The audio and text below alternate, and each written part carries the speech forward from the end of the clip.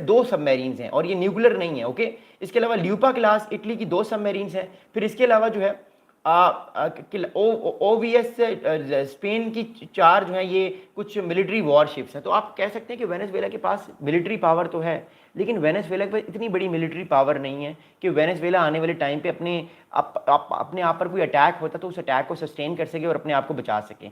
मैं आप लोगों को जरा थोड़ा सा एक और सिनेरियो देना चाहता हूँ कि वेनेजुएला के पास एयर डिफेंसेस कौन कौन से हैं। देखिए, वेनेजुएला के पास इस टाइम जो है वो तकरीबन आप कह सकते हैं कि आप ये कह सकते हैं कि वेनेजुएला के तकरीबन 8 से 10 वेनेजुएला के पास एयर डिफेंस सिस्टम्स हैं, जो कि ऑब्वियसली S-300 हैं।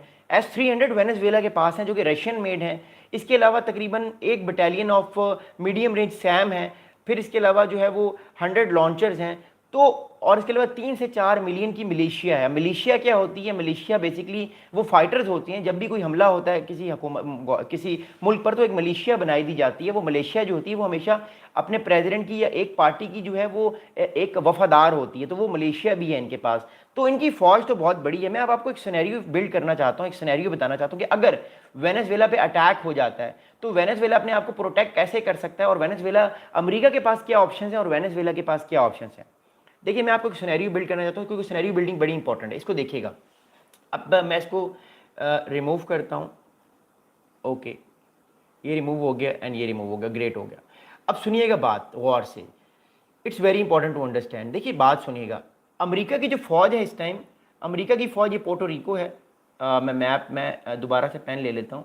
Here we go. अमेरिका की जो फौज है इस टाइम वो पोर्टो रिको में बैठी हुई है। इस पूरे इलाके में भी अमेरिका की फौज बैठी हुई है, इस पूरे इलाके में।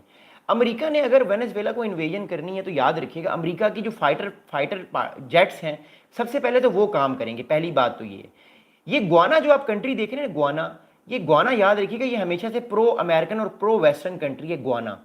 ये ग्वाना जो कंट्री, ये प्रो अमेरिकन और प्रो वेस्टर्न कंट्री है। मैं आपको थोड़ा सा क्लोजअप मैप दिखाता हूँ, एक और मैप निकालता हूँ, ताकि आपको समझ आए कि अगर वेनेजुएला पे अमेरिका हमला करता है तो अमेरिका के पास कौन कौन से ऑप्शन हैं, वेनेजुएला के पास कौन कौन से ऑप्शन हैं, और इसका नतीजा इस गेम का क्या होगा। जरा मैं आपको समझाने की कोशिश करता हूँ, इसको समझिएगा।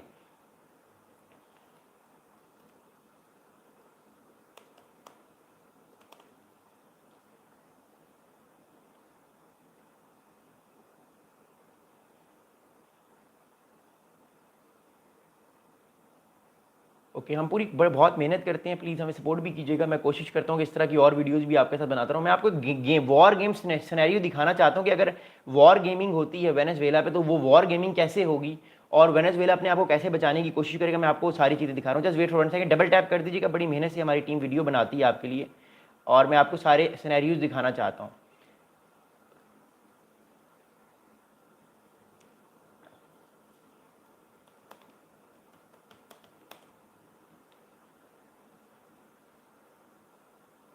Okay, thank God we got the map. That's amazing. That's great.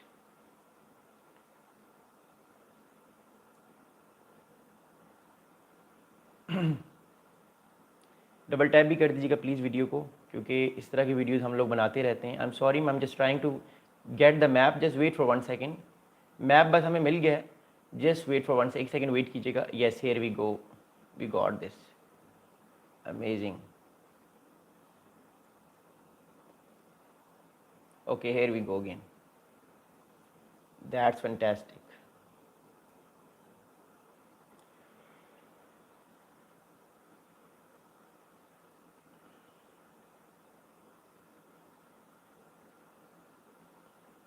Okay, here we go again. मैं आप लोगों के साथ इस टाइम जो है वो चीज़ शेयर कर रहा हूँ।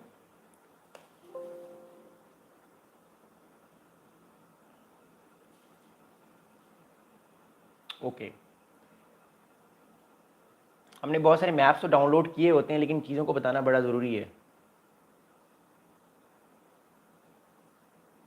ओके, अब मैं आपको एक चीज़ दिखाना चाहता हूँ, ज़रा समझने की कोशिश कीजिएगा। ओके, अब ये वेनेजुएला है, दिस इज़ वेनेजुएला, इसको आप देख रहे हैं। मैं आपको वॉर गेमिंग सिनेरियो दिखाना चाहता हूँ कि अगर वॉर होती है, अमेरिका अटैक करता है वेनेजुएला पे, तो क्या हो सकता है। देखिए, ये कोलंबिया है, ये कोलंबिया है, ये इक्वाडोर है, और ये ब्राज़ील है। ये याद रखिएगा, ब्राज़ील और कोलंबिया इस टाइम एंटी अमेरिकन कंट्रीज़ है। इन दोनों कंट्रीज़ के अंदर एंटी अमेरिकन सेंटीमेंट पाया जाता है। नंबर 1, जो ग्वाना आप लोग देख रहे हैं, ग्वाना, ये प्रो वेस्टर्न कंट्री है, ये प्रो यूएस कंट्री है, प्रो ब्रिटिश कंट्री है। इसके ताल्लुकात गुआना के हमेशा वेस्ट के साथ बहुत अच्छे होते हैं और इसके कुछ इलाके पर वेनेजुएला क्लेम भी करता है। इसको देखने की कोशिश कीजिएगा, ये है असल वेनेजुएला, ये वेनेजुएला है।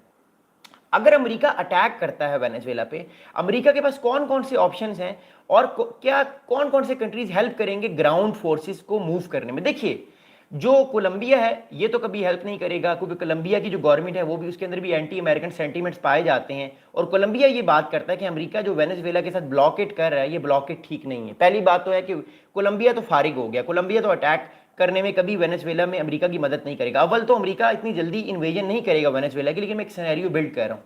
अगला कंट्री आ जाता है ब्राज़ील।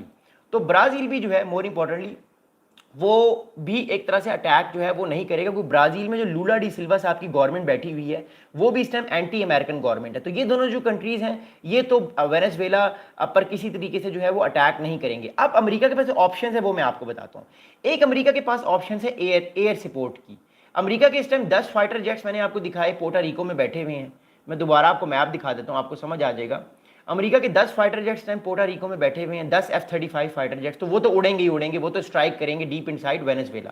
पहली बात तो ये होगी। अगली बात ये कि एयर फोर्स तो अटैक करेगी, कराकस पे अटैक कर सकती है, उन एयर डिफेंसेस पर अटैक कर सकती है जो एयर डिफेंसेस जो है वो लगाए हुए हैं। 10 से 12 एयर डिफेंसेस जो वेनेजुएला ने अपने आप को बचा के रखे हैं, तो वो कर सकती है। Caracas can be the next target, इसलिए हमारे पास जो इन्फॉर्मेशन आ रही है उसके मुताबिक कराकस जो कैपिटल है उससे निकल के जो मदुरो साहब हैं, जो निकोलस मदुरो साहब हैं, वो छुप के किसी ऐसी अननोन प्लेस पे चले गए जो कि डीप इनसाइड वेनेजुएला है, क्योंकि उनको डर है कि अगर अटैक अमेरिका करेगा तो सबसे पहले कराकस पे करेगा। तो इस टाइम वो किसी ऐसे वो डीप इनसाइड वेनेजुएला चले गए जो कि करीब है कोलंबिया और ब्राज़ील से, ताकि अगर इन पे स्ट्राइक आए भी तो ये अपने आप को बचा सकें। पहली बात तो ये होगी। अमेरिका पहली बात है अमेरिका एयर से स्ट्राइक करेगा, पहली बात तो ये। दूसरी बात ये कि अमेरिका के जो इस टाइम आपको मैंने वॉरशिप्स दिखाए हैं सारे, ये आप लोगों ने वॉरशिप्स देख रहे हैं अमेरिका के सारे warships.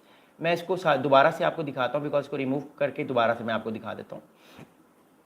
Yes, here we go. अब ये अमेरिका के आपने वॉरशिप्स देख रहे हैं, ये सारे वॉरशिप जो हैं और न्यूक्लियर सबमरीन्स भी जो अमेरिका की, ये सारे वॉरशिप्स यहाँ पे बैठे हुए हैं। तो ये यहाँ से भी स्ट्राइक कर सकते हैं, अपने जो क्रूज मिसाइल्स हैं या अपने जो बैलिस्टिक मिसाइल हैं उनसे हमला कर सकते हैं। तो दूसरा ऑप्शन तो ये होगा मिसाइल्स का, क्रूज मिसाइल्स का और बैलिस्टिक मिसाइल का। पहला हमला तो हो गया फाइटर जेट से, वो हमला कर सकता है अमेरिका चारों तरफ से।